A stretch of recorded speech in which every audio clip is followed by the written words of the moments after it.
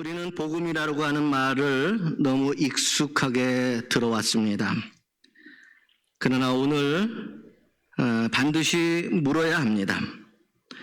성경에 기록되어진 그 복음이 정말 나에게도 복음인가라고 하는 질문입니다.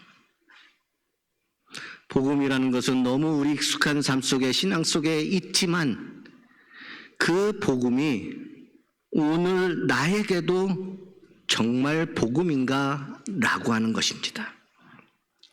고린도전서 15장 1절에서 2절 말씀은 이렇게 말합니다. 형제들아, 내가 너희에게 전한 복음을 너희에게 알게 하노니 이는 너희가 받은 것이요 또 그 가운데 선 것이라. 너희가 만일 내가 전한 그 말을 굳게 지키고 헛되이 믿지 아니하였으면 그로 말미암아 구원을 받으리라. 여기서 중요한 세 가지가 있습니다. 복음은 듣는 것으로 끝나지 않는다라는 겁니다. 복음은 받아야 하고 그 안에 서야 하며 그로 인해 구원의 역사가 나의 삶에 나타나야 된다라고 하는 사실입니다. 많은 사람들이 교회에는 다니지만 여전히 이 복음을 지식으로 알며 살아가는 사람들이 많이 있습니다. 그래서 삶에서는 여전히 두려움과 정죄 속에서 살아갑니다. 왜입니까?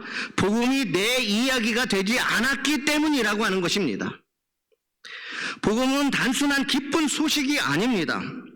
복음이라고 하는 것은 나의 죄, 나의 절망, 나의 고통, 나의 죽음, 내 삶의 모든 문제를 해결하는 하나님의 능력이 복음인 것입니다. 로마서 1장 16절에는 이렇게 기록하고 있습니다. 이 복음은 모든 믿는 자에게 구원을 주시는 하나님의 능력이라. 복음이 곧 하나님의 능력이라고 말씀하고 있습니다. 사랑하는 여러분, 복음은 누군가를 위한 이야기가 아닙니다. 바로 지금 나를 살리는 하나님의 능력이 복음인 것입니다. 오늘 이 자리에서 우리는 다시 한번 결단해야 합니다. 복음은 나를 위한 것이다. 복음은 나를 위한 것이다. 복음은 나를 위한 것이다. 그때 복음은 더 이상 지식이 아니라 내 영혼을 살리는 생명이 되어질 줄 믿습니다. 그렇다면 복음의 핵심은 무엇입니까? 예수님은 그것을 어떻게 이루셨습니까? 고린도전서 15장 3절에서 4절의 말씀에 내가 받은 것을 먼저 너희에게 전하노니 이는 성경대로 그리스도께서 우리 죄를 위하여 죽으시고 장사 지낸 바 되셨다가 성경대로 사흘 만에 다시 살아나사. 복음의 중심은 단 하나입니다. 예수 그리스도의 죽으심과 부활이 복음의 핵심이라고 하는 사실입니다. 왜 예수님은 죽으셔야 했습니까? 이사야서 53장 5절에 이렇게 말씀합니다. 그가 찔림은 우리의 허물 때문이요 그가 상함은 우리의 죄악 때문이라 이렇게 말씀하고 있습니다. 예수님께서 죽으셔야 될 이유는 바로 오늘 나의 허물이었다라는 거예요. 바로 예수님께서 상함을 받은 것은 오늘 내가 지은 그 죄 때문에 예수님께서 상함을 받으셨다는 거예요. 그리고 죽으심으로 우리에게 주어진 것이 무엇입니까? 그가 징계를 받음으로 우리는 평화를 누리고 그가 채찍에 맞음으로 우리는 나음을 받았도다 이겁니다. 예수님의 십자가는, 예수님의 죽으심은 나의 죄를 대신 짊어진 대속의 죽음이었다라고 하는 사실입니다. 그리고 부활은 무엇입니까? 로마서 4장 25절은 말합니다. 예수는 우리가 범죄한 것 때문에 내어줌이 되고, 이렇게 로마에서는 이야기하고 있어요. 우리가 범죄한 것 때문에 예수님이 내어줌이 되고, 또한 우리를 의롭다 하시기 위하여 살아나셨느니라.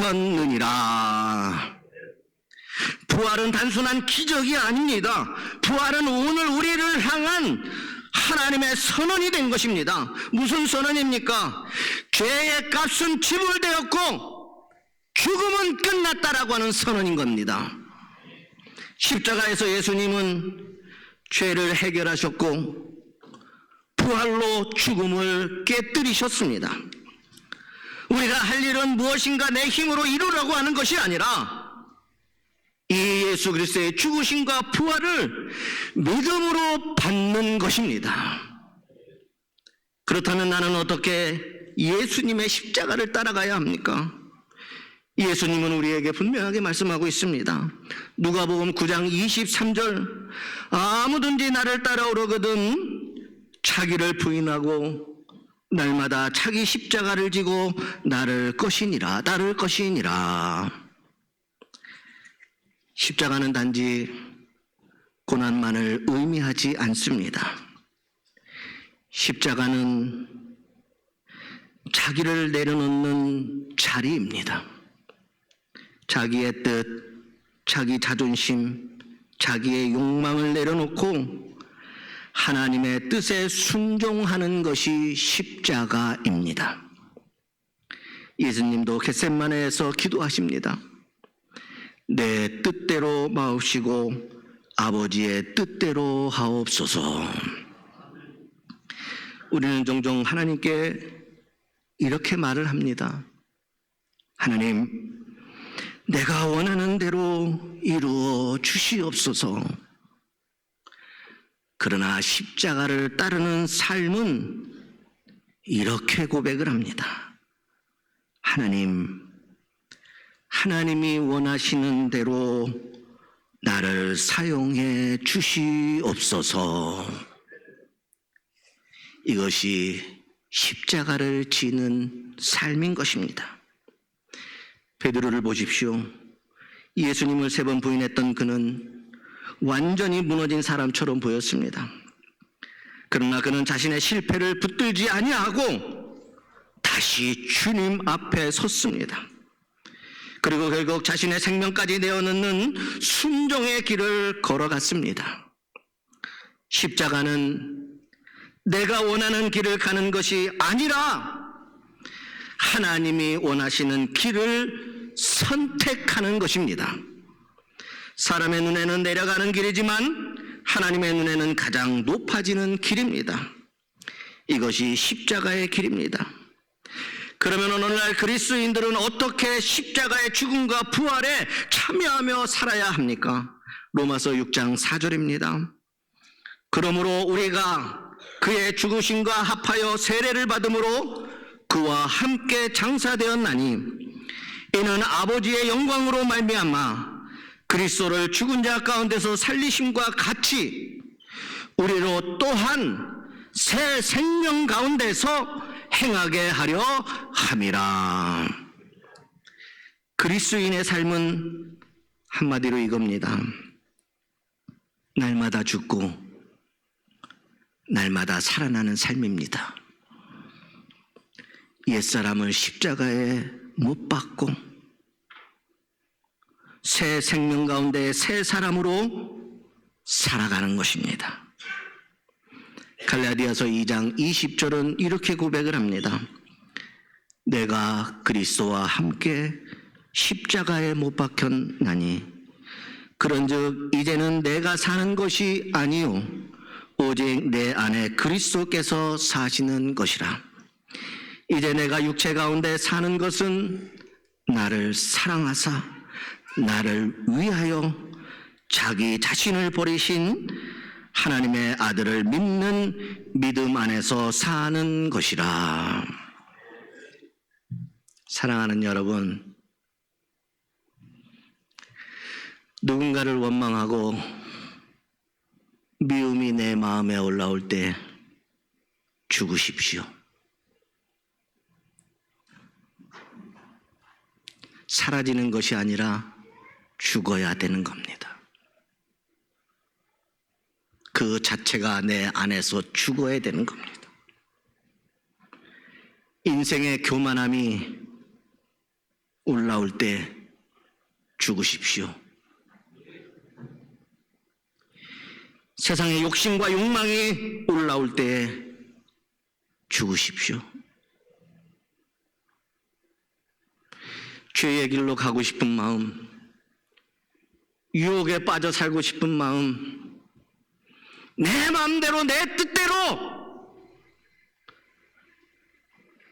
살고자 할 때 그런 마음이 내 마음에 온통 내 삶을 붙잡았을 때 죽으십시오. 십자가 앞에, 예수의 죽음 앞에 내가 함께 죽는 겁니다. 그리고 사랑으로 다시 사십시오. 믿음으로 사십시오. 순종으로 사십시오. 말씀으로 사십시오. 이것이 부활의 삶인 것입니다. 날마다 죽고 날마다 다시 새롭게 새 생명으로 태어나 주님께서 우리에게 주신 생명의 말씀을 믿고 의지하며 순종하며 지키고 행하여 새 생명으로, 새 능력으로, 복음의 능력으로 살아나는 것, 이게 오늘 부활의 삶인 것입니다. 죽어야만 부활을 이룰 수 있는 것입니다. 내 안에 악하고 죄 지을 것들, 내 인생의 헛것들이 잠시 묻어두는 것이 아니라 그것이 죽어야 내 안에서 예수 그리스도의 새 생명이, 복음의 능력이, 하나님의 능력이 살아나게 되어질 줄 믿습니다. 그러므로 부활신앙이라고 하는 것은 죽음을 피하는 것이 아니라 날마다 나를 내려놓을 때 비로소 참된 생명이 나의 삶을 통하여 드러나는 삶인 것입니다. 핵심은 이겁니다. 하나님의 생명의 능력은 내가 죽지 않으면 살 수 없고, 나를 내려놓지 않으면 결코 채워질 수 없으며, 십자가의 죽음이 없이는 우리 인생의 생명의 부활도 없다라고 하는 것입니다. 사랑하는 여러분, 복음은 이미 완성되었습니다. 이제 남은 것은 하나입니다. 내가 그 복음으로 사는 것입니다. 결단하십시오. 나는 이제 내 뜻이 아니라 하나님의 뜻을 따르겠습니다. 나는 날마다 십자가를 지겠습니다. 나는 부활의 삶으로 살겠습니다. 오늘 부활주일에 복음이 여러분의 삶의 실제가 되기를 주님의 이름으로 축복합니다.